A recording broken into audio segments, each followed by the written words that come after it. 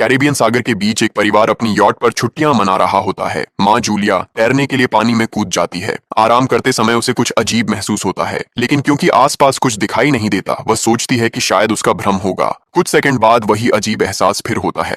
इस बार भी कुछ नजर नहीं आता, लेकिन अब वह घबरा जाती है और यॉट की तरफ तैरना शुरू करती है। तभी अचानक कोई उसकी टांग खींचने लगता है और वह मदद के लिए जोर जोर से चिल्लाने लगती है। उसकी बेटी कैसी हेडफोन लगाकर म्यूजिक सुन रही होती है, इसलिए उसे कुछ सुनाई नहीं देता। पति टॉम और बेटा बेन मछली पकड़ने में व्यस्त होते हैं। जूलिया पानी के ऊपर टिकने की कोशिश करती है, लेकिन मुंह में पानी जाने की वजह से चिल्लाना मुश्किल हो जाता है। थोड़ी देर बाद टॉम को एहसास होता है कि काफी देर से उसने जूलिया को नहीं देखा। वह यॉट पर उसे ढूंढता है और फिर अपनी पत्नी को खतरे में देख लेता है। वह बच्चों को बुलाता है, यॉट को उस तरफ ले जाता है और पानी में कूद जाता है।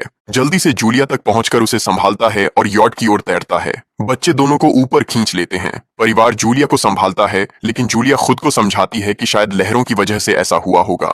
रात को सब मिलकर बेन का जन्मदिन मनाते हैं। कैसी को उसके बॉयफ्रेंड का कॉल आता है, तो वह लैपटॉप लेकर बाहर चली जाती है। वीडियो कॉल में उसका बॉयफ्रेंड दिखाता है कि शहर के ऊपर बड़े बड़े काले बादल छा गए हैं। कॉल ग्लिच होकर फ्रीज हो जाती है। कैसी यह बात परिवार को बताने आती है, लेकिन टॉम कहता है कि शायद जमीन से दूर होने की वजह से सिग्नल कमजोर है। तभी सबको एक आवाज सुनाई देती है। वे सब बाहर जाते हैं और देखते हैं कि व्हेल मछलियों का एक समूह गुजर रहा है। टॉम समझाता है कि व्हेल मछलियां हमेशा पृथ्वी के मैग्नेटिक फील्ड को फॉलो करती हैं, लेकिन जब तूफान आता है तो वे कंफ्यूज हो जाती हैं। अचानक यॉट जोर से हिलती है और बेन गिर जाता है। टॉम को चिंता होती है कि कहीं यॉट को नुकसान तो नहीं पहुंचा, इसलिए वह डाइव करके नीचे चेक करने चला जाता है। कुछ देर बाद वह सतह पर वापस आता है, लेकिन उसके कंधे पर एक बड़ा घाव होता है। जूलिया तुरंत उसका जख्म सीती है। टॉम बताता है कि पानी के अंदर उसे ऐसा लगा जैसे उसके पीछे कोई बहुत बड़ा जीव था, लेकिन जब उसने मुड़कर देखा तो प्रोपेलर से कट लग गया। वह कहता है कि जो भी चीज थी बहुत बड़ी थी। टॉम को यॉट पर काफी नुकसान दिखाई देता है, इसलिए उन्हें मदद बुलानी पड़ती है। जूलिया बार बार रेडियो पर कोशिश करती है। कैसी फोन पर सिग्नल ढूंढती है, लेकिन कुछ भी काम नहीं करता।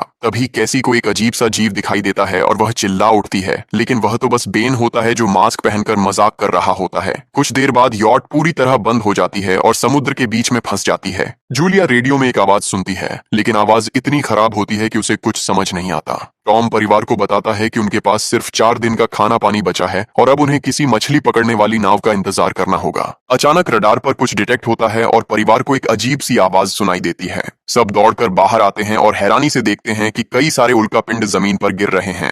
जहां जहां उल्कापिंड गिरते हैं वहां बड़े धमाके होते हैं। एक उल्कापिंड पानी में उनके पास गिरता है तो टॉम तुरंत यॉट को चलाने की कोशिश करता है। इंजन मुश्किल से चलता है, लेकिन तभी एक और उल्कापिंड उस इलाके को हिट करता है। परिवार डर के मारे एक दूसरे को कसकर पकड़ लेता है। तभी टॉम को समझ आता है कि जो आग के गोले गिर रहे हैं वे उल्कापिंड नहीं बल्कि सैटेलाइट्स हैं। उसी वक्त बेन देखता है कि यॉट से धुआं निकल रहा है। टॉम चेक करता है और कंफर्म होता है कि इंजन खराब हो गया है। हवा तेज होने लगती है तो फैमिली यॉट के अंदर छुप जाती है, बिना ये नोटिस किए कि कंपास बहुत तेजी से घूम रहा है। यॉट जोर जोर से हिलने लगती है। बेन फिर से गिर जाता है और इस बार उसे चोट भी लग जाती है। लहरें तेजी से यॉट से टकरा रही होती हैं। टॉम स्ट्रगल करके बाहर जाता है और लाइफ जैकेट्स लेकर आता है। तभी पावर चली जाती है। टॉम तुरंत पावर बॉक्स का बटन प्रेस करता है और लाइट वापस आ जाती है। उस वक्त बेन नोटिस करता है कि जूलिया की नाक से खून बह रहा है। जूलिया को चक्कर आने लगते हैं, जबकि कैसी सिंक पर जाकर उल्टी कर देती है। टॉम रेडियो ट्राई करता रहता है पर सिग्नल नहीं मिलता।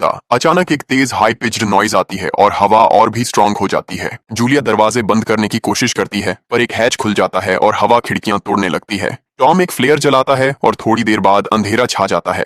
अगली सुबह फैमिली शॉक में उठती है कि वो स्टॉर्म से बच गए हैं, लेकिन यॉट आधी तबाह हो गई होती है। जब वो बाहर आते हैं तो देखते हैं कि समुद्र का पानी गायब हो गया है और यॉट अब जमीन पर अटकी है। सब ये देखकर शॉक में आ जाते हैं। कैसी सिग्नल चेक करती है पर नेटवर्क बिल्कुल डाउन होता है। बेन 2 मरे हुए केकड़ों से खेलने लगता है। टॉम कंपास चेक करता है और देखता है कि वो उल्टा हो गया है। यह आखिरी बार 7 लाख साल पहले हुआ था। कैसी को लगता है कि उसका बॉयफ्रेंड मर गया होगा और वो टूट जाती है। जब जूलिया उसे समझाने आती है तो कैसी उसे दूर कर देती है और छुपने चली जाती है। जूलिया और टॉम बची हुई सप्लाईज देखते हैं। बेन अपने बर्थडे बलून्स एक पत्थर से बांध देता है ताकि शायद कोई बचा हुआ सर्वाइवर देख ले। टॉम फिर रेडियो ट्राई करता है और इस बार एक आदमी से कनेक्शन हो जाता है। उसका नाम नाव होता है और वो एक सबमरीन का कैप्टन होता है। उसकी सबमरीन भी लैंड पर अटक गई है। वो कंफर्म करता है कि मैग्नेटिक पोल्स रिवर्स हो गए हैं, इसलिए ओशन पीछे हट गया है और जमीन डूब गई है। वो कहता है कि उसने अभी तक और सर्वाइवर्स नहीं देखे और कम्युनिकेशन सिस्टम्स बिल्कुल डाउन हो गए हैं। वो मजीद ये भी कहता है कि पोल्स फिर रिवर्स होंगे और शायद एक हफ्ते में समुंदर वापस आ जाएगा।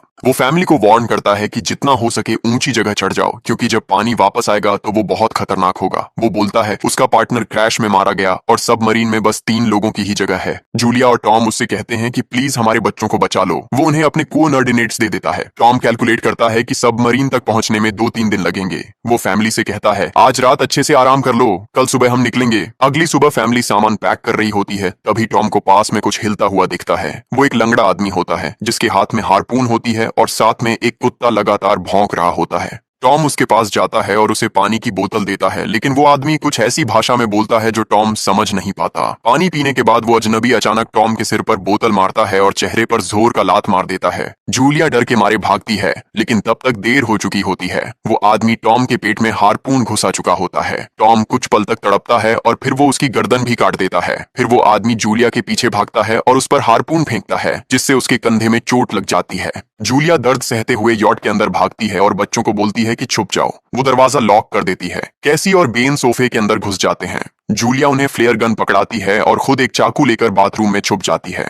वो आदमी दरवाजे पर जोर जोर से धक्के मारता है और आखिर अंदर घुस ही जाता है। पहले वो थोड़ा खाना उठाता है और फिर यॉट में इधर उधर ढूंढने लगता है, फिर बाथरूम की तरफ जाता है, लेकिन जूलिया समझदारी से एक छोटे छेद से बाहर निकल जाती है। वो आदमी सोचता है कि जूलिया भाग गई, लेकिन जैसे ही वो धीरे से निकलने लगती है, उसका कुत्ता उसे देख लेता है और भौंकने लगता है। कुत्ता उस पर झपटता है तो जूलिया चाकू से उसे मार देती है। कुत्ते की चीख सुनकर वो आदमी बाहर आता है और अपने कुत्ते की लाश देखकर आग बबूला हो जाता है। इस बीच जूलिया यॉट के दूसरे साइड से अंदर जाने की कोशिश करती है। वो ऊपर चढ़कर टूटी हुई खिड़की से अंदर घुसने लगती है, लेकिन वो आदमी पहले ही वहां पहुंच जाता है। वो उसे पकड़कर जोर से मुक्का मारता है, जिससे वो नीचे गिर जाती है। जूलिया फर्नीचर पकड़कर बचने की कोशिश करती है, लेकिन वो आदमी उसे लात मारकर दूर फेंक देता है। फिर वो उसकी कलाई पर पैर रख देता है ताकि वो चाकू छोड़ दे, और फिर उसके बाल पकड़कर उसका चेहरा जमीन पर दे मारता है और सोफे पर फेंककर उसका गला दबाने लगता है। बच्चे ये सब कुछ देख रहे होते हैं। कैसी बाहर निकलकर फ्लेयर गन चलाती है जो सीधा उस आदमी को लगती है। वो जल उठता है और यॉट में आग फैलने लगती है। बच्चे तुरंत भाग जाते हैं, लेकिन जूलिया वापस आती है। वो उसे एक किक मारकर गिराती है, मैप और बैग उठाती है और वहां से भाग जाती है।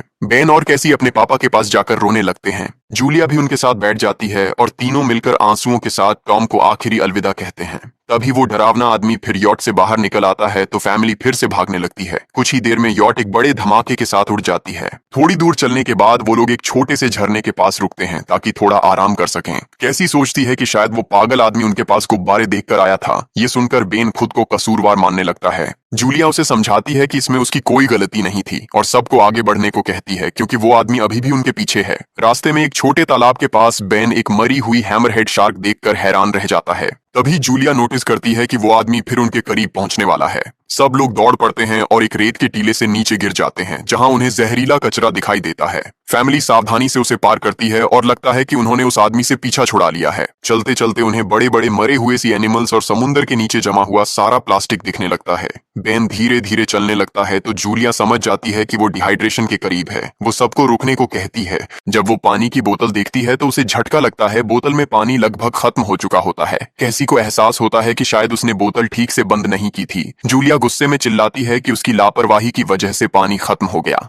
कैसी जवाब देती है, क्या फर्क पड़ता है, वैसे भी हम बचने वाले नहीं हैं। दोनों के बीच लंबी बहस होती है, फिर भी फैमिली आगे चलती रहती है। कुछ देर बाद उन्हें एक क्रैश हुआ प्लेन मिलता है। अंदर कुछ हिलता डुलता देख सब डर जाते हैं, लेकिन वो सिर्फ कुछ पक्षी होते हैं। फैमिली तय करती है कि रात यहीं प्लेन के अंदर गुजारेंगे। वो थोड़ा सा स्नैक शेयर करते हैं और जूलिया को टॉम की जैकेट में एक फैमिली फोटो मिलती है, जिसे देखकर उसका दिल टूट जाता है। कैसी पूछती है, मॉम आप और डैड की लव स्टोरी क्या थी? जूलिया मुस्कुराकर बताती है, टॉम हॉस्पिटल में मेरा पेशेंट था। फिर एक दिन उसने फूल और एक प्यारी सी कविता देकर अपना प्यार जताया था। रात के बीच में कैसी प्लेन से बाहर जाती है। तभी वो डरावना आदमी उसे पीछे से पकड़ने की कोशिश करता है, लेकिन जूलिया अचानक पीछे से उस पर टूट पड़ती है और बार बार चाकू से वार करके उसे मार देती है। कैसी अपनी माँ को गले लगाकर शांत करती है। अगली सुबह उस आदमी की लाश पर कीड़े गुंड पड़े होते हैं।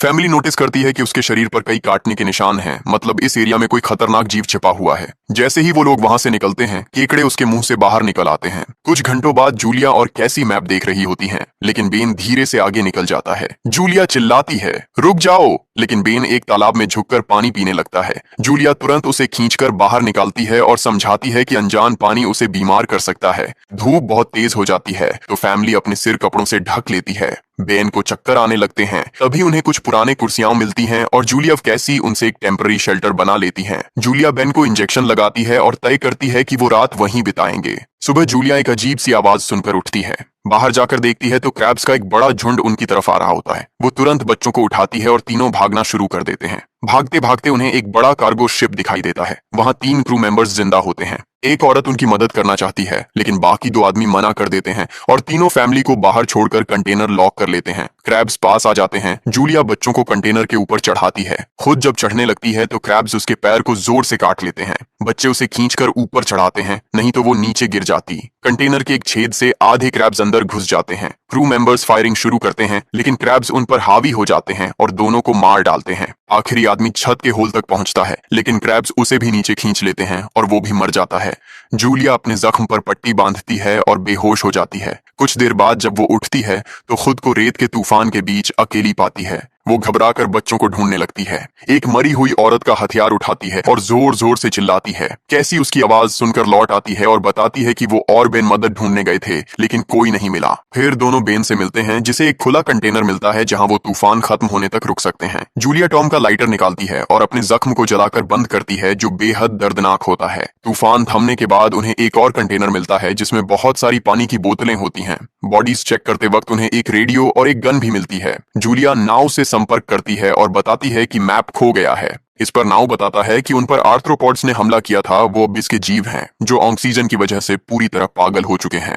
अब नाव फैमिली को जल्दी करने को बोलता है क्योंकि उसके इंस्ट्रूमेंट्स ने कैलकुलेट किया है कि समुद्र उम्मीद से ज्यादा जल्दी वापस आएगा और उनके पास सिर्फ कुछ घंटे बचे हैं। वो एक फ्लेयर शूट करता है और फैमिली उस दिशा में चलना शुरू करती है। लंबी वॉक के बाद फैमिली को एक टूटा हुआ टॉयलेट मिलता है जिसमें बेन पेशाब करता है। अब वो लोग आखिरकार सबमरीन को पास ही देख लेते हैं लेकिन वहां पहुंचने के लिए उन्हें एक बड़ा चट्टानी रास्ता पार करना होगा। जैसे ही वो रास्ते से गुजरते हैं दीवारें हिलने लगती हैं और पत्थर गिरने लगते हैं जिससे एक भयानक रॉक स्लाइड हो जाता है। जूलिया तुरंत अपने बच्चों को साइड में धक्का देती है और खुद भी पीछे हट जाती है ताकि कुचली न जाए। अब एक पत्थर की दीवार उनके बीच आ गई है। जूलिया बच्चों से कहती है कि वो बिना उसके आगे बढ़ जाए लेकिन कैसी मना करती है और जोर देती है कि उसकी माँ को चढ़ने की कोशिश करनी चाहिए। बहुत बहस होती है और चिल्लाने के बाद जूलिया वादा करती है कि वो बाद में अपने बच्चों को ढूंढ लेगी। मजबूर होकर कैसी अपने भाई को खींचकर आगे ले जाती है।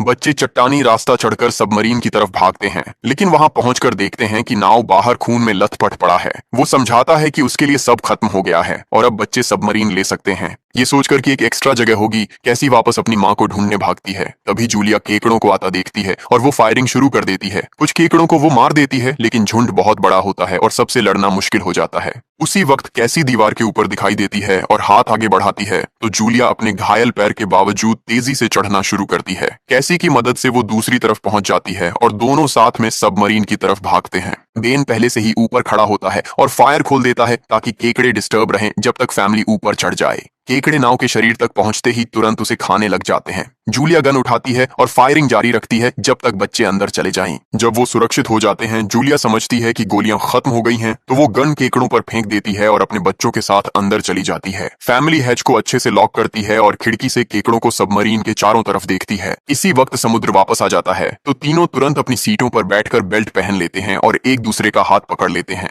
तेज लहरें सबमरीन को जोर जोर से इधर उधर फेंकना शुरू कर देती हैं, जिससे जूलिया को पूरी जर्नी के विजन दिखने लगते हैं और कैसी उल्टी कर देती है।